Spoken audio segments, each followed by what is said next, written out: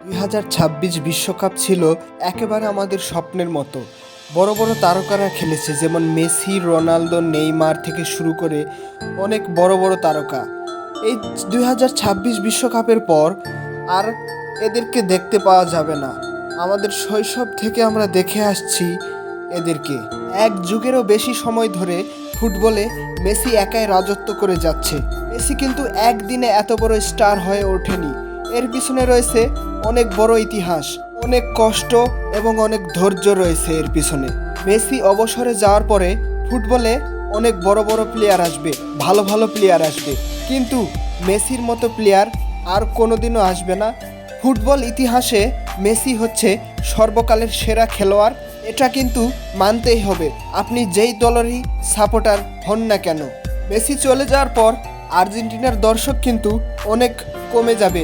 মেসির জন্য অনেকে আসে খেলা দেখে, কিন্তু মেসি চলে যাওয়ার পর আর্জেন্টিনার খেলা কিন্তু সেইভাবে মানুষ অত পছন্দ করবে না, কারণ একজন মেসি গোটা আর্জেন্টিনার টিমকে প্রতিনিধিত্ব করেছে, বিশ্বের দরবারে উজ্জীবিত করেছে। এটাই হয়তো মেসির শেষ বিশ্বকাপ। এই বিশ্বকাপের পর মেসিকে আর ফুটবলে দেখা যাবে না, এবং টিভির পর্দায় দেখা না গেলেও হৃদয়ের পর্দায় সব সময় থেকে যাবে, মানুষের মনের মণিকোঠায় সারা জীবন থাকবে এই Argentine football superstar Lionel Messi.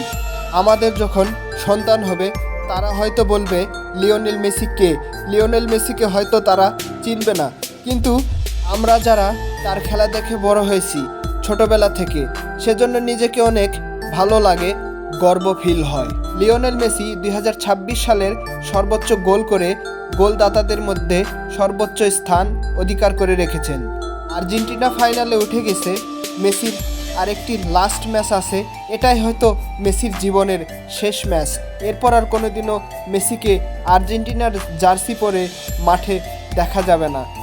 এই ফুটবলারকে আসলে অনেক ভালোবাসি, এই কথা কোনোদিন বলিনি।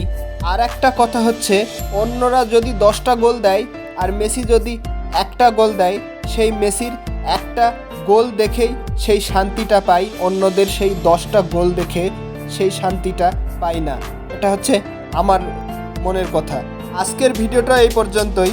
যদি ভিডিওটি ভালো লাগে তাহলে অবশ্যই লাইক, শেয়ার এবং সাবস্ক্রাইব করতে পারেন।